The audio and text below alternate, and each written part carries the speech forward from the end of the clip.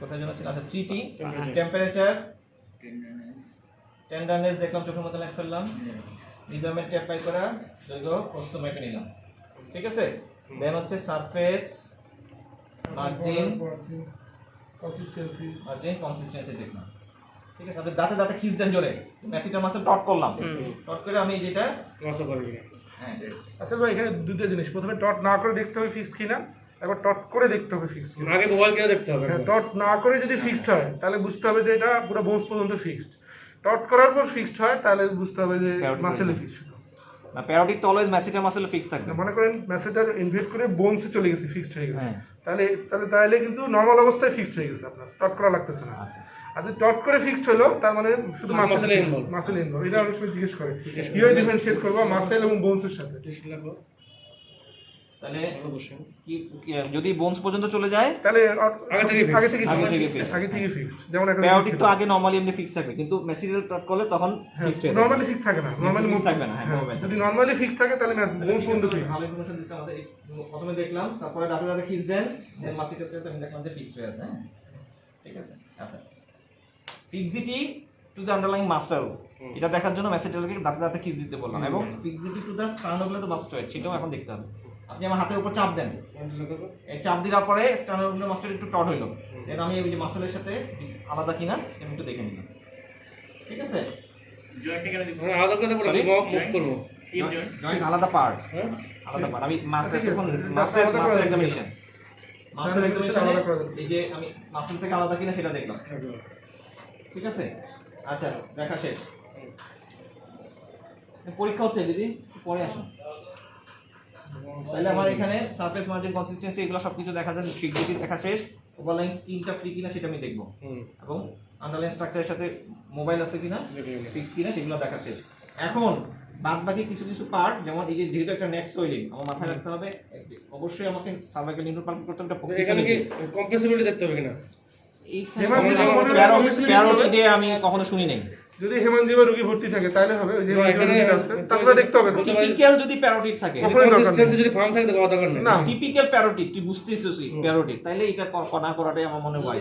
এখানে TM joint extra ordinary ক্যানেল দেখতে করতে পারবে, বা একটু লোকেশনটা একটু এদিকে একটু কনফিউজিং, তখন তুই করলি ফ্লাকচুয়েশন টেস্ট করবি, কম্প্রেসিবিলিটি করবি, ট্রান্সফরমেশন টেস্ট করবি, সিস্টেম সলিউশন তাছাড়া দরকার নেই। আদারওয়াইজ দরকার নেই।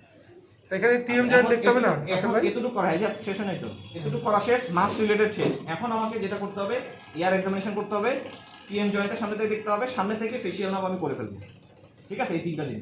সো আমি টিএম জয়েন্টটা দেখার জন্য আপনি হা করেন, আপনাকে একটু করে থাকবেন এখানে, এই যে দুই জয়েন্টে একসাথে দুই জয়েন্টে মুখ বন্ধ করেন, হা করেন, আবার মুখ বন্ধ করেন, ঠিক আছে। টিএম জয়েন্ট দেখে ফেললাম, অটোস্কোপ নিলাম, অটোস্কোপ নিয়ে আমি কান দেখবো, কান দেখে ফেললাম,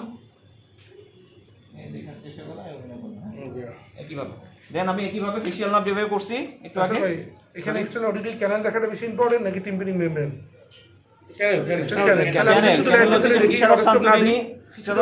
না দিয়ে শুধু লাইট দিয়ে টেনে দেখি, আমার তো এক্সটার্নাল ক্যানেল দেখা হয়ে গেল। বললাম না, লাইট দিয়ে, এই লাইট দিয়ে, হ্যাঁ শুধু লাইট দিয়ে দেখলাম। আমার তো উদ্দেশ্য দেখতে পারোস টিম্পানিক মেমব্রেন দেখা উদ্দেশ্য না, হাতের কাছে থাকলে এটাতে দেখলি আচ্ছা এক্সটার্নাল ক্যানেলের ভিতর পর্যন্ত, কারণ তোর ফিচারস অফ সান্তোরিনি যেটা কিন্তু ভিতরের দিকে, আচ্ছা অথবা ফোরামেন অফ হাস্কি একদম তো সামনে তো না, পোস্টেরিয়র 2/3 থাকে, আচ্ছা ঠিক আছে। কারণ এই প্যারোটিডের সোয়েলিং এর ইনফেকশন ওই ফিচারস অফ সান্তোরিনি অথবা ফোরামেন অফ হাস্কি দিয়ে এক্সটার্নাল ক্যানেলের ওখানে চলে আসতে পারে। স্কিন সানড্রয়েড দুটো দিই না? হ্যাঁ, দুটো দিয়ে যেতে পারে। তাহলে টিএম জয়েন্টের এক্সটার্নাল ক্যানেলের সামনে থেকে ফেশিয়াল নার্ভ এক্সামিনেশন যা যা করছি, মোটর এগুলো আমাদের করা শেষ, ঠিক আছে। ফেশিয়াল নার্ভ করা শেষ। এতটুকু করার পরে এখন আমি পিছনে যাব না, সরি এখনো পিছনে যাব না, এখন হচ্ছে আমার oral cavity examination. Oral cavity হালকা হালকা করে আমি আগে খুব দ্রুত ওরাল ক্যাভিটি হা করেন তো একটু, হ্যাঁ জিহ্বাটা বের করেন, এখানে খুব বেশি সময় নিব না, ঠিক আছে। মুখ বন্ধ, আবার ডাক্তার এটা লোকেশনটা ভালো করে দেখাতে হবে আমাকে, আমি এটা কনফিউশন আছে আমার। একটু আগে হালকা, এখানে লেস ইম্পর্টেন্ট ওরাল ক্যাভিটি।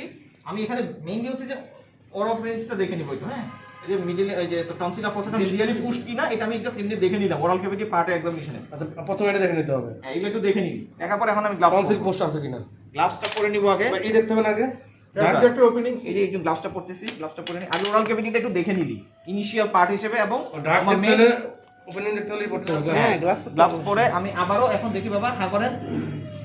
এখন আমি যেটা করব এই যে opposite of the crown of the third molar tip, এই যে সেকেন্ড যে মোলার টিপ, এটা যে ক্রাউনের অপোজিটে এখানে আমি এখানে মেসেজ করব, মেসেজ করে এই যে এই সুন্দর দেখা যাচ্ছে, এই দেখছস, এই যে এই যে সিকুয়েশনটা আসতেছে, ঠিক আছে, এই যে মেসেজ করব এবং হচ্ছে আমি দেখব এখানে আছে কিনা। এরপরে আমি প্যারোটিক ডাকটা পাবলিশ করব, এই যে করেন এইভাবে, আম বাইরে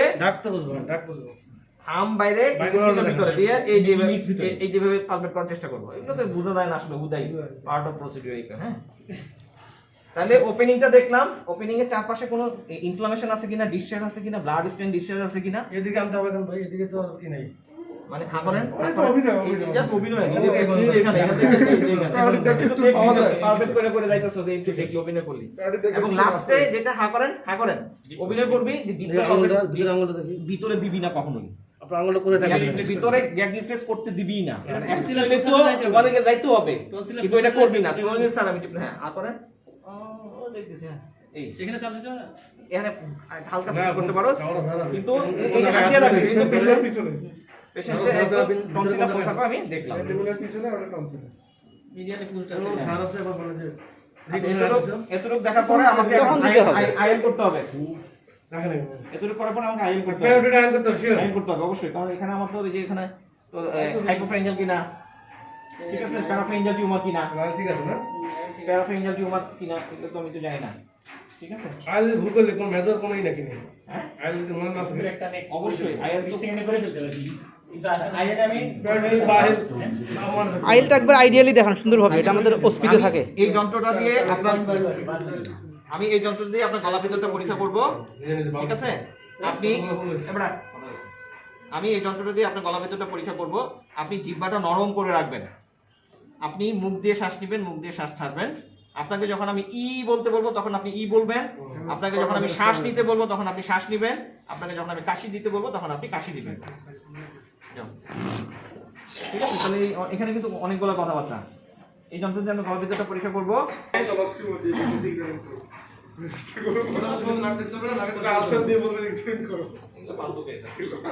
আমি এখন শুরু করলাম, ইনস্ট্রাকশন দেওয়া শেষ, ইনস্ট্রাকশন দিয়ে আমি এই যে করলাম, অন করলাম, দেখে নিলাম, এই যে টেম্পারেচার দেখলাম, পরিষ্কার করে নিলাম, ঠিক আছে, লাইট অন করলাম, ক্লাস করে নাও তো না, এইটাতে গ্লাভস না, এই গ্লাভস না, আইলে কোনো ক্লাস করছেন, ঠিক আছে। আপনি জিহ্বাটা বের করেন, বড় করে বের করে রাখেন, বড় করে বের করে রাখেন, বড় করে বের করেন, হ্যাঁ এটাতে বড় করে বের করেন। এই যে এই দুটাতে ধরলি, এই যে এটাতে ধরে এই আঙ্গুলটা দিয়ে ঠোঁটটাকে সরাইতে হবে, এই যেটা, হ্যাঁ এই যে আমরা তো এইভাবে ধরি। হ্যাঁ ঠিক আছে, দিয়ে এখন যা তুমি অভিনয় করলে একদম সবগুলো ওইগুলো পিছনে ধরলে, শ্বাস নেন, ই বলেন, কাশি দেন, ঠিক আছে, দাও লাগবে না, ঠিক আছে, ঠিক আছে, এই জিনিসগুলো কইরা আমি কাজ শেষ। কি দিদি বলবা ধরা এতদিন ধরে কাম করছি এইভাবে। আমি ধরি